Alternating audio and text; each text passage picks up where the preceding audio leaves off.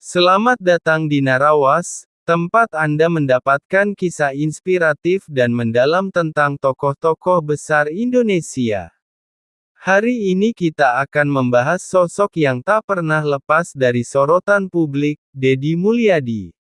Dari kehidupan masa kecilnya yang penuh perjuangan hingga menjadi Gubernur Jawa Barat, perjalanan politiknya dipenuhi berbagai dinamika dan kebijakan yang menuai reaksi beragam. Ada yang mendukung penuh, ada juga yang mengkritik tajam. Apakah kebijakannya benar-benar membawa perubahan atau justru menimbulkan polemik? Mari kita simak lebih dalam. Latar belakang dan masa kecil. Deddy Mulyadi lahir pada tanggal 11 April tahun 1971 di Kampung Sukadaya, Desa Sukasari, Kabupaten Subang, Jawa Barat. Ia merupakan anak bungsu dari 9 bersaudara yang tumbuh di keluarga sederhana. Ayahnya, Sahlin Ahmad Suryana, adalah seorang mantan tentara yang harus berhenti karena sakit akibat efek racun pada masa kolonial. Ibunya, Karsiti, meski tidak pernah mengenyam pendidikan formal, aktif dalam kegiatan sosial melalui Palang Merah Indonesia. Sejak kecil, Deddy sudah terbiasa bekerja keras, mulai dari menggembala domba hingga membantu di ladang, membentuk karakternya yang gigih dan pantang menyerah. Perjalanan pendidikan dan perjuangan hidup.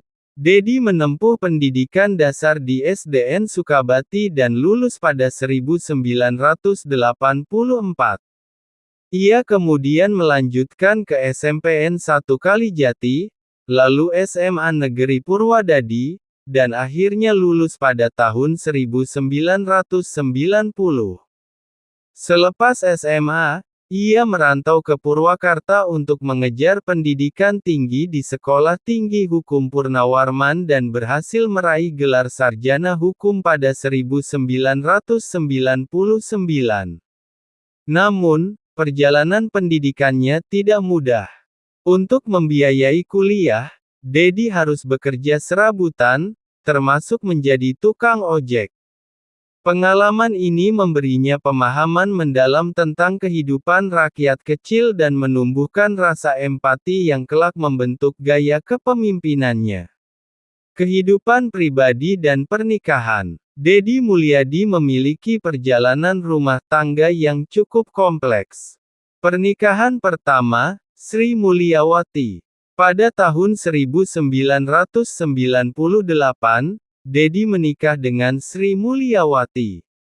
Sayangnya, pernikahan ini hanya berlangsung singkat karena Sri meninggal dunia pada tahun 1999. Pernikahan kedua, N. Ratna Mustika. Tahun 2003, Deddy menikah dengan N. Ratna Mustika yang kemudian menjadi Bupati Purwakarta. Dari pernikahan ini, mereka dikaruniai 3 anak. Maulana Akbar Ahmad Habibie, lahir tanggal 3 November tahun 1999, menempuh pendidikan di Universitas Padjadjaran dan terjun ke dunia politik. Yudhistira Manunggaling Rahmaning Hurip, lahir tanggal 10 September tahun 2003, putra kedua Deddy dan N. Hyang Sukma Ayu, putri bungsu mereka. Namun, rumah tangga ini berakhir dengan perceraian pada tanggal 22 Februari tahun 2023. Pernikahan ketiga. Setelah perceraiannya dengan N, Deddy kembali menikah dengan seorang wanita yang lebih muda. Identitasnya tidak banyak diekspos, namun diketahui memiliki hubungan baik dengan anak-anak Deddy dari pernikahan sebelumnya. Karir politik, dari nol hingga gubernur. Perjalanan politik Deddy dimulai pada 1999 ketika ia terpilih sebagai anggota DPRD Purwakarta melalui Partai Golkar. Berkat kiprahnya, ia dipercaya menjadi wakil sekretaris, lalu sekretaris DPD Partai Golkar Purwakarta. Pada usia 32 tahun, Dedi menjadi Wakil Bupati Purwakarta, tahun 2003 sampai tahun 2008, menjadikannya salah satu pemimpin daerah termuda saat itu. Setelah itu, ia terpilih sebagai Bupati Purwakarta selama 2 periode, tahun 2008 sampai tahun 2018. Dalam kepemimpinannya, ia dikenal dengan kebijakan-kebijakan yang menonjolkan budaya Sunda dan pembangunan infrastruktur yang inovatif. Salah satu kebijakannya yang paling dikenal adalah penataan kota dengan sentuhan kearifan lokal serta program edukasi berbasis budaya. Setelah masa jabatannya sebagai bupati berakhir, Dedi melanjutkan kariernya sebagai anggota DPR RI mewakili Jawa Barat 7 tahun 2019 sampai tahun 2023. Namun, pada 2023, ia membuat keputusan mengejutkan dengan keluar dari Partai Golkar dan bergabung dengan Partai Gerindra untuk maju dalam pemilihan Gubernur Jawa Barat 2024. Keputusan ini memunculkan berbagai spekulasi, namun hasil akhirnya jelas, Deddy Mulyadi dan pasangannya, Erwan Setiawan, menang besar dengan perolehan suara 61,6%, mengalahkan pesaingnya. Kebijakan kontroversial sebagai gubernur. Setelah resmi dilantik sebagai Gubernur Jawa Barat pada tanggal 20 Februari tahun 2025, Dedi langsung mengeluarkan sejumlah kebijakan yang mengundang perdebatan. Salah satu yang paling menyita perhatian adalah larangan study tour keluar provinsi. Kebijakan ini bertujuan untuk mengurangi beban biaya bagi orang tua dan mempromosikan wisata lokal. Namun, implementasinya memicu polemik, terutama setelah Kepala Sekolah SMAN 6 Depok dicopot karena tetap memberangkatkan siswanya ke Bali.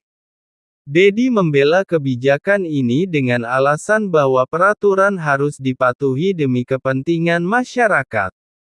Namun, ia juga menyampaikan permintaan maaf kepada pihak yang merasa dirugikan.